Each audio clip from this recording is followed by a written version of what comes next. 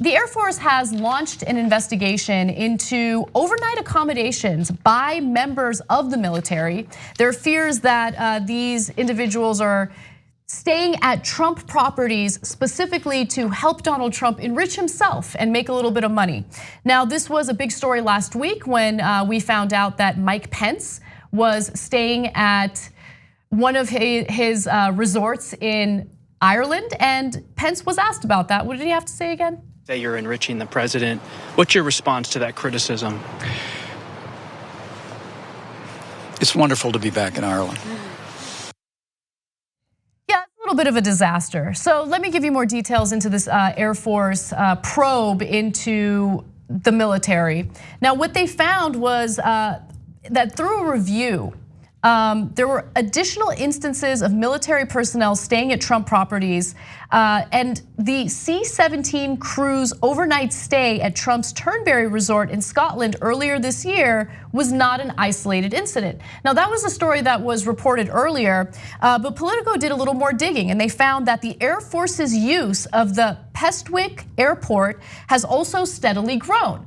The use of the facility has nearly tripled, and overnights in the area increased more than fivefold, the Air Force acknowledged. And during the Trump administration, even before, while he was running, the amount of federal money spent on these properties has accumulated to about $5 million. In the 4 years prior to Trump's presidency, around $119,000 was spent on Trump resorts when it came to some of these overnight stays. So it gives you a sense of how much members of our military or our politicians are spending time in Trump resorts throughout the world. And it's being paid by us, US taxpayers. Now remember, Trump hasn't divested from these businesses. They're still very much his businesses. He's making money off of these stays. It's not like these people are staying there for free.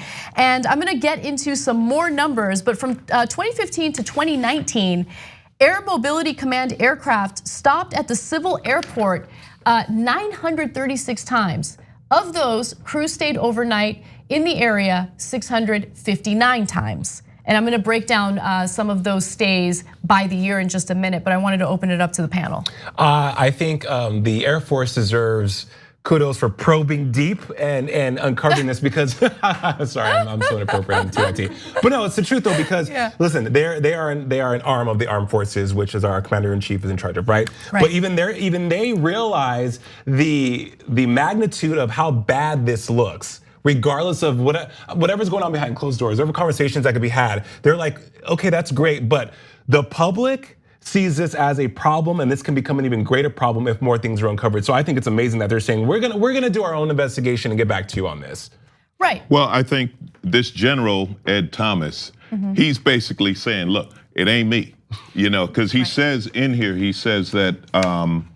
Even if the crews follow all directives and guidance, we must still be considerate of perceptions of not being good stewards. In other words, it looked bad. They can make the rule, and make no mistake, someone's telling them to go here, okay? What they're doing, this is a stop along the way to the Middle East or whatever, and in the past, they've been stopping at military bases and staying in barracks or stopping it. Now suddenly you go out of your way. Like if you look at a map, going to Scotland, you're kind of going out of your way to hit this little tiny airport to refuel, and it just happens to be the only hotel in town is Trump's super expensive golf resort. Now to the Air Force people, it's probably great because they're not used to sleeping in a luxury golf resort, right? So you can't blame the flight crew if suddenly they're allowed, if they say, hey, detour here and stay in this nice hotel, they're gonna do it.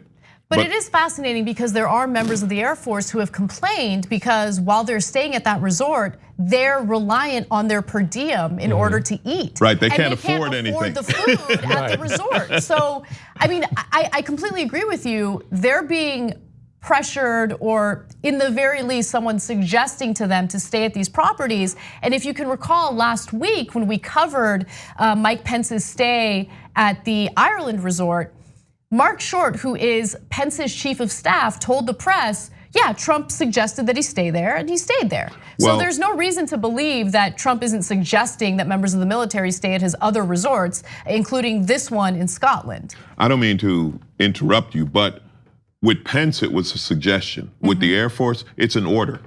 They're ordered to go there. I mean, that's how the military works. The military doesn't work based on suggestions.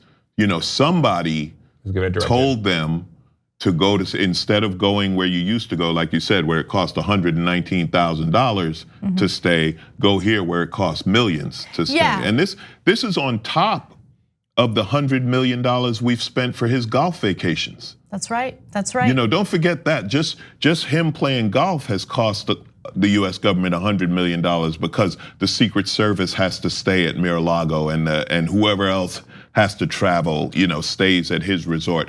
It's ridiculous. It is probably illegal. I mean, it's a violation of the Emoluments Clause. But if you have someone like Nancy Pelosi in Democratic leadership who refuses to hold you accountable, right? Who refuses to push forward with an impeachment inquiry, and now Democrats are becoming a little more serious about that. But nonetheless, she's been hands off. And when you send that message and tell Trump that he's above the law, he's gonna behave as though he's above the law.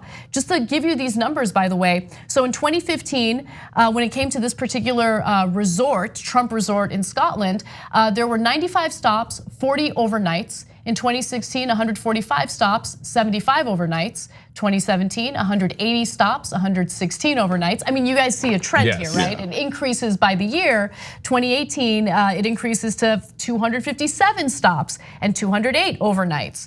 And the list goes on and on. And so, again, I just wanna break these numbers down for you again. Since January 2017, at least $5.6 million has been spent at Trump properties by political candidates or party organizations, including by Trump's own political operation.